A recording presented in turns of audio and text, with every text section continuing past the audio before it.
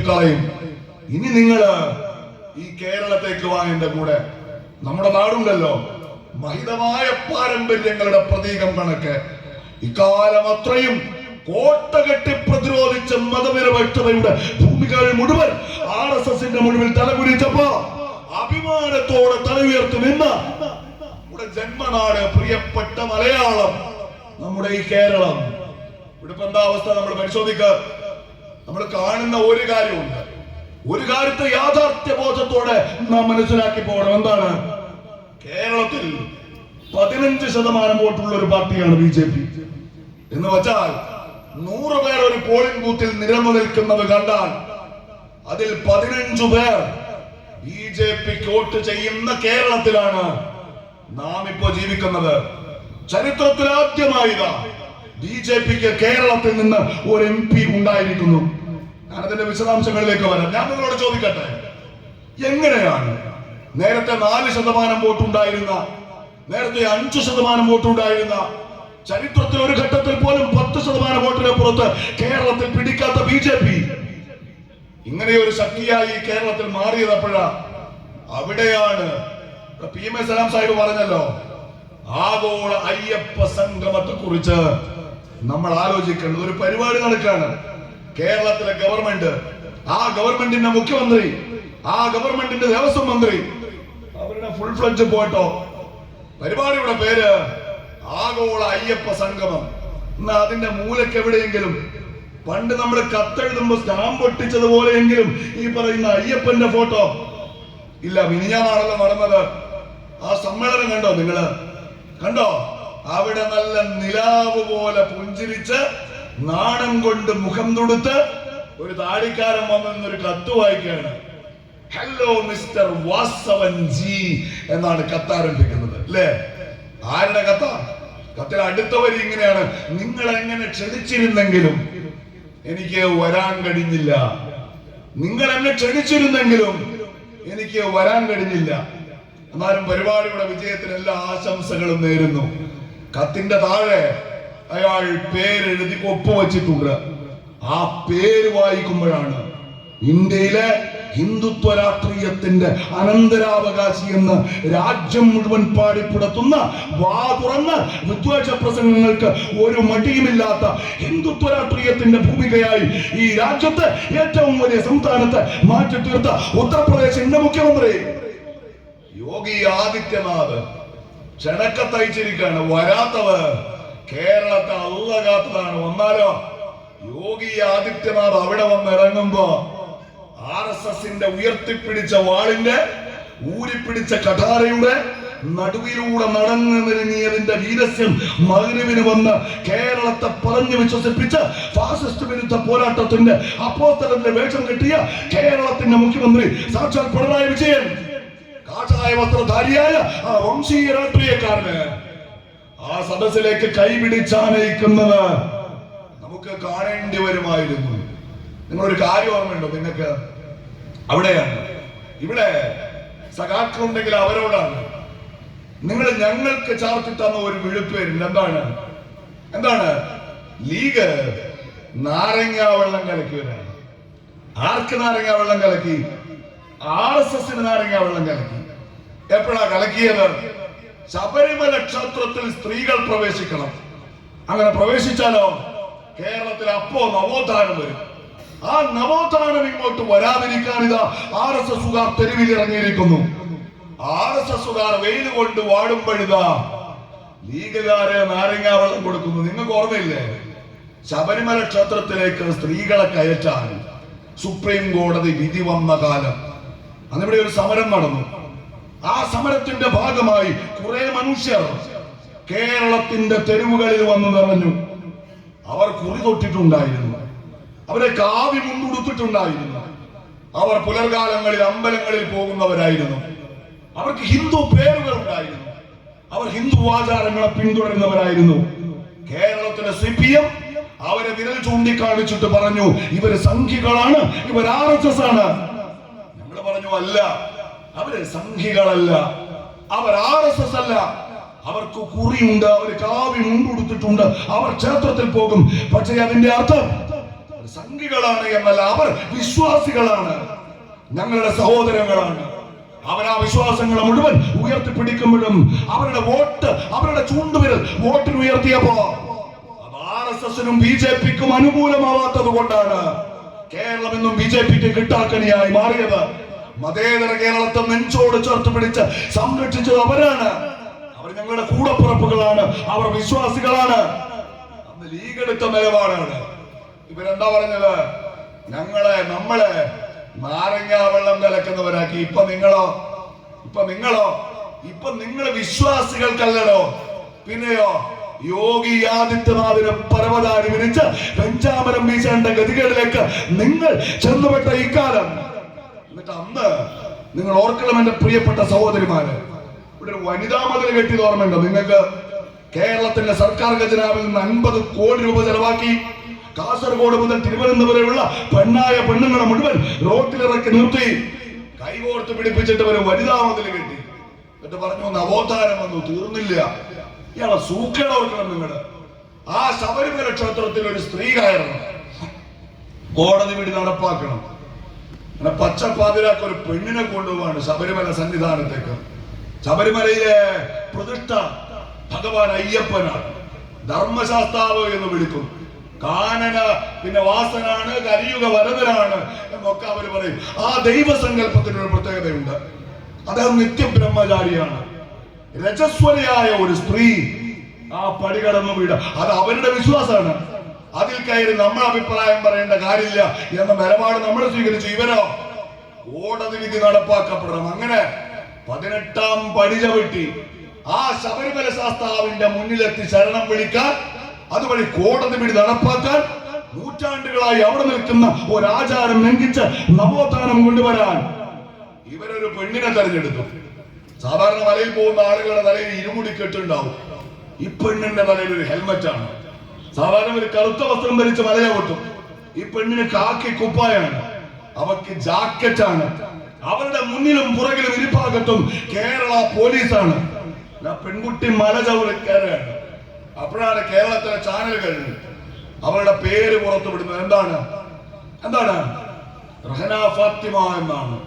പതിറ്റാണ്ടുകൾ നിലനിന്ന ഒരാചാരം ലംഘിക്കാൻ വഴിക്കിരുവശവും നിന്ന് പ്രതിഷേധത്തിന്റെ നാമജപങ്ങൾ ഉയർത്തുന്ന കേരളത്തിലെ ഭക്തന്മാർക്കിടയിലൂടെ പിണറായി വിജയന്റെ പോലീസ് പാതിരാവിൽ ഒരു സ്ത്രീയെ കൊണ്ടുപോകുന്നു.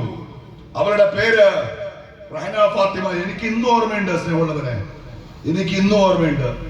ഒരു ഭാഗത്ത് മല ചവിട്ടി കയറി പോകുന്ന ആ പെണ്ണിന്റെ ദൃശ്യങ്ങൾ, മറുഭാഗത്തോ കേരളത്തിലെ അന്നത്തെ BJPയുടെ സംസ്ഥാന പ്രസിഡന്റ് കെ സുരേന്ദ്രന്റെ വാർത്താ സമ്മേളനം. എന്താ പറയുന്നത്? ഒരു മുസ്ലിം തീവ്രവാദിയായ പെണ്ണിനെ കൂട്ടുപിടിച്ച് പിണറായി വിജയൻ ഇതാ ശബരിമലയിലെ ആചാരം തകർക്കാൻ പോകുന്നു. ഞാൻ പറയുക, കേരളത്തെ തമ്പുരാൻ രക്ഷിച്ചു എന്നാണ്. ആ പെണ്ണിന് മല ചവിട്ടാൻ കഴിഞ്ഞില്ല. വഴിയിലൊരു പ്രതിഷേധം ഉണ്ടായി. അവൾ തിരിഞ്ഞു മടന്നു. ആ പെണ്ണ് മല ചവിട്ടിയില്ല. 3 ദിവസം കഴിഞ്ഞപ്പോ മറ്റൊരു പാതിരാവിൽ ബിന്ദു എന്നും അമ്മിണി എന്നും പേരുള്ള 2 സ്ത്രീകളെ കൊണ്ടുപോയി മല ചവിട്ടിപ്പിച്ച് ശബരിമല ക്ഷേത്രത്തിന് കോടതി വിധി ഞങ്ങൾ നടപ്പാക്കി. രാജ്യത്തിന്റെ സുപ്രീം കോടതിക്ക് മുൻപിൽ അഫിഡവിറ്റ് കൊടുത്തു കേരളത്തിലെ പിണറായി വിജയന്റെ ഗവൺമെന്റ്. അന്നത് റഹന ഫാത്തിമയായിരുന്നുവെങ്കിലോ? നിങ്ങളൊന്ന് ഓർക്ക്.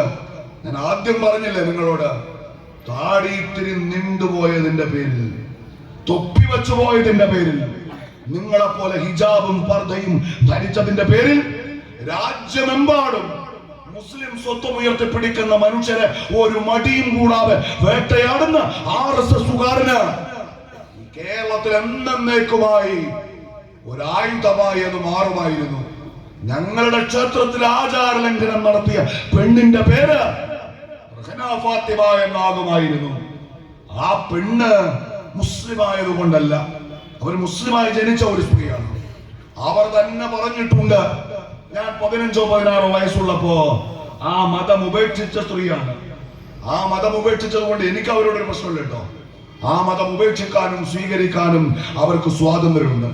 പക്ഷെ റഹന ഫാത്തിമയുടെ പേര് മാറിയിട്ടില്ല. BJPക്കാരുടെ കണ്ണിൽ അവരുടെ ഐഡന്റിറ്റിയും സ്വത്വവും മാറിയിട്ടില്ല.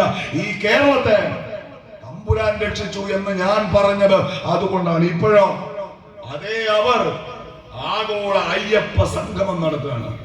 അതിലേക്ക് അതിഥിയായി ഈ രാജ്യത്ത് തന്നെ ഏറ്റവും നെറുകെട്ട വർഗീയ രാഷ്ട്രീയം പറയുന്ന BJPയുടെ മുഖ്യമന്ത്രിയെ ഇവർ ക്ഷണിച്ചാനയിക്കാണ്. കാര്യം എന്താണെന്നറിയാം നിങ്ങൾക്ക്? ഞാൻ ആദ്യം പറഞ്ഞില്ലേ, മനുഷ്യരുടെ മതം തിരയുന്ന രാഷ്ട്രീയം, ആ രാഷ്ട്രീയത്തിന്റെ നടത്തിപ്പുകാരായി കേരളത്തിലെ CPM-മാരാണ്. ഇവിടെ മുഖ്യമന്ത്രി വന്നല്ലോ. മുഖ്യമന്ത്രി വന്നപ്പോ മുഖ്യമന്ത്രിയുടെ 1-ാം നമ്പർ കാർ, അതിന്റെ ഉള്ളിൽ ഗോവിന്ദൻ മാഷ് ഇന്നുവരെ കണ്ടിട്ടില്ല. കണ്ടിടോ?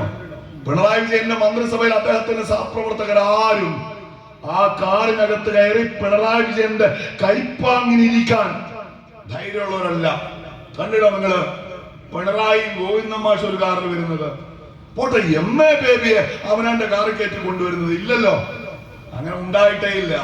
എന്നാൽ ആഗോള അയ്യപ്പ സംഗമത്തിന്റെ വേദിയിലേക്ക് സാക്ഷാൽ പിണറായി വിജയൻ വരുമ്പോ കൂടെ വന്നിറങ്ങിയത് ആരാ? വെള്ളാപ്പള്ളി നടേശൻ. ഇവിടെ സലാമൊക്കെ പറഞ്ഞല്ലോ, തൊട്ടപ്പുറത്ത് മലപ്പുറത്ത് വന്ന് പ്രസംഗിക്കുക. എന്താ പ്രസംഗിച്ചത്? അവരിങ്ങനെ ജനസംഖ്യ വർദ്ധിപ്പിക്കാണ്, സർക്കാർ ജോലി മുഴുവൻ തട്ടിയെടുക്കാണ്, സ്വത്തായ സ്വത്ത് മുഴുവൻ അവരുടെ കയ്യിലാണ്.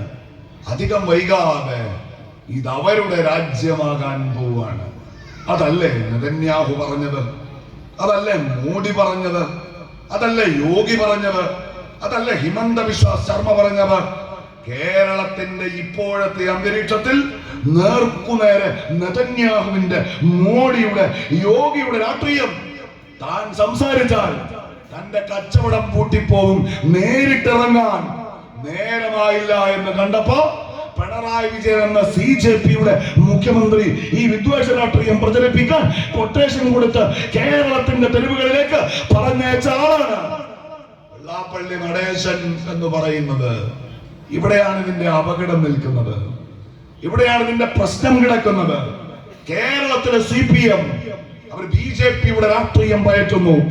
നിങ്ങൾ ഓർത്തൊക്കെ ഒരു 3 കൊല്ലം മുൻപ് ഇത്തരത്തിലൊരാൾ പ്രസ്താവന നടത്തിയാൽ, വേണ്ട 1 കൊല്ലം മുമ്പ്, കഴിഞ്ഞ ലോക്സഭാ തെരഞ്ഞെടുപ്പിന് തൊട്ടു മുൻപ് വെള്ളാപ്പള്ളി നടേശൻ ഇവിടുത്തെ ന്യൂനപക്ഷ സമൂഹങ്ങൾക്കെതിരെ RSSന്റെ നാവുകടം കൊണ്ട് ഈ മറ്റ് നെറുകേട് പറഞ്ഞാൽ പിണറായി വിജയൻ അത് കേൾക്കുവോ?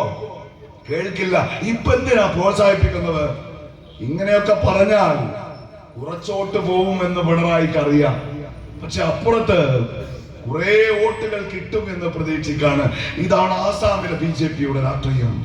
ഇതാണ് ഗുജറാത്തിലെ BJPയുടെ രാഷ്ട്രീയം. ഇതാണ് ഉത്തർപ്രദേശിലെ BJPയുടെ രാഷ്ട്രീയം. കാൽച്ചുവട്ടിലെ മണ്ണിങ്ങനെ ഒലിച്ചു പോകുമ്പോ പിണറായി വിജയൻ എന്ന ഇന്ത്യയിലെ അവസാനത്തെ കമ്മ്യൂണിസ്റ്റ് മുഖ്യമന്ത്രി ആ രാഷ്ട്രീയം കടം കൊള്ളുന്നു എന്നതാണ് ഈ നാട് പേരിടുന്ന ഏറ്റവും ഗൗരവകരമായ ഒരു പ്രശ്നം എന്ന് പറയുന്നത്. രണ്ടാമത് ഇതിന് കൊട്ടേഷൻ എടുത്ത വേറൊരാളും കൂടിയുണ്ട്. ഈ വിദ്വേഷം പ്രചരിപ്പിക്കാൻ, ഈ ആശയക്കുഴപ്പമുണ്ടാക്കാൻ. ഇപ്പൊ കേരളത്തിലെ അവരുടെ പ്രധാനപ്പെട്ട പ്രശ്നം ഞാൻ ആദ്യം പറഞ്ഞല്ലോ, കേരളത്തിലെ വിദ്വേഷ രാഷ്ട്രീയം ചെലവാവാത്തത്. ഇവിടെ ഒരു പാർട്ടിയുടെ സാന്നിധ്യമുണ്ട്. ഞാൻ പറഞ്ഞ ആസാമിൽ അവർ വോട്ട് കൊടുത്ത മുസ്ലിം രാഷ്ട്രീയം സംസാരിക്കുന്ന ഒരു പാർട്ടി അവർക്ക് അഭിമാനം കൊടുത്തില്ല, അവർക്ക് വിദ്യാഭ്യാസം കൊടുത്തില്ല, അവർക്ക് അവകാശബോധം കൊടുത്തില്ല, അവർക്ക് രാഷ്ട്രീയ കരുത്ത് കൊടുത്തില്ല. എന്നാൽ കേരളത്തിൽ 7.5 പതിറ്റാണ്ട് കൊണ്ട് ഒരു രാഷ്ട്രീയ പാർട്ടി മഹാവിപ്ലവം തീർത്തു.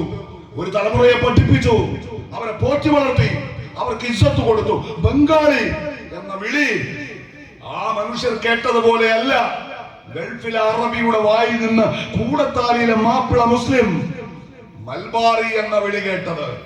ബംഗാളി വീട്ടിലേക്ക് വരുമ്പോൾ നിങ്ങൾ ബംഗാളി എന്ന് വിളിക്കും അല്ലേ? അതിനൊരു പുച്ഛമുണ്ട്, ഒരു പരിഹാസമുണ്ട്. മലബാറിൽ നിന്ന് ഗൾഫിൽ നിങ്ങളെ വിളിച്ചപ്പോഴോ അതിന് പുച്ഛല്ല, അതിന് ബഹുമാനമുണ്ട്, അതിനൊരു അന്തസ്സുണ്ട്.